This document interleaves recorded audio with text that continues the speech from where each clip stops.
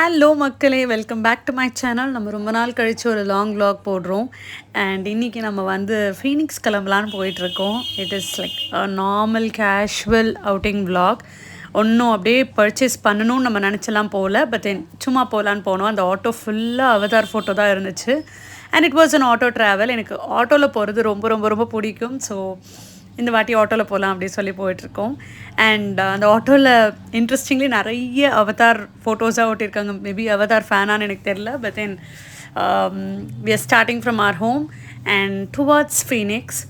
எனக்கு ரொம்ப ஃபேவரட்டான பிளேஸ் ஃபீனிக்ஸ் தான். பிகாஸ் நான் சின்ன வயசுலேருந்து எனக்கு ரொம்ப மூட் அவுட்டாக இருக்குது இல்லை ஸ்ட்ரெஸ்டாக இருக்குது அப்படின்னா டக்குன்னு ஃபீனிக்ஸ் கிளம்பி போயிடுவேன்.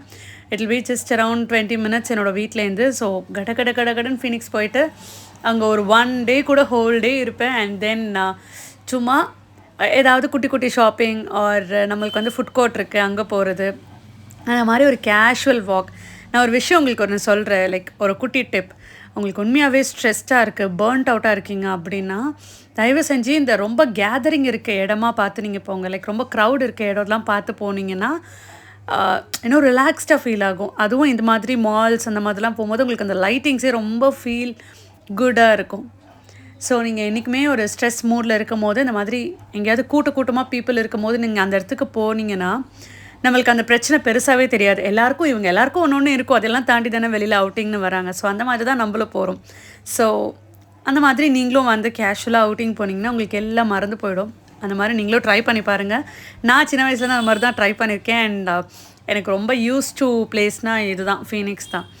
ஸோ அங்கே நிறைய ஈவெண்ட்ஸ்லாம் நடக்கும். ஸோ அந்த டைம் அந்த மாதிரி 6 o'clock மேலே நினைக்கிறேன் அந்த ஈவெண்ட் எல்லாமே நம்ம உட்காந்து பார்க்கும்போது ரொம்ப கலர்ஃபுல் மியூசிக் நிறைய இருக்கும், நல்லாயிருக்கும், பேண்ட் இருக்கும். ஸோ அந்த மாதிரி இன்றைக்கி ஒரு வாட்டி போகலாமே அப்படின்னு சொல்லி நாங்கள் போனது. அண்ட் எனக்கு அதில் ரொம்ப பிடிச்சது ஹோம் சென்டர். இப்போ நீங்கள் பார்த்துட்ருக்கிறது ஹோம் சென்டர். அண்ட் அங்கே வந்து ஒரு பிளேட் அண்ட் ஒரு கப் வாங்கியிருந்தோம். இது வந்து டிஸ்பிளே பிளேட். நீங்கள் ஷாஸ் அண்ட் ஷார்ட்ஸ்ன்னு செக் பண்ணலாம். என்னோடய மம்மியோட சேனல் அது.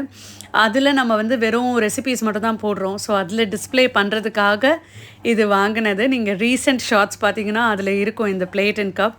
ஸோ ஒரு டிஸ்பிளேக்காக தான் அங்கே வாங்கினோம். அண்ட் இது ரெண்டுமே சேர்த்து உங்களுக்கு வந்து 500 rupees தான் ஆச்சு, 500 சில்ட்ரு. விச் இஸ் ரியலி குட் இல்லை. அண்ட் இது வந்து பேம்போ ஸ்டிக்ஸுங்க. இது வந்து ஆர்டிஃபிஷியல் பேம்போ ஸ்டிக். நம்ம வீட்டில் ஒரு பெரிய ஃப்ளார் வேஸ் இருக்குது கோல்டன் கலரில். பட் அதில் பேம்போ ஸ்டிக் வைக்கணும்னு எனக்கு ரொம்ப ஆசை. ஆனால் அது ரொம்ப கிடைக்க மாட்டேங்குது. ரியல் பேம்போ ஸ்டிக்கு கிடைக்கல, இது ஆர்டிஃபிஷியல் தான். உங்களுக்கு எங்கேயாவது கிடைக்குன்றது தெரிஞ்சதுன்னா எனக்கு அட்ரஸ் மட்டும் போடுங்க.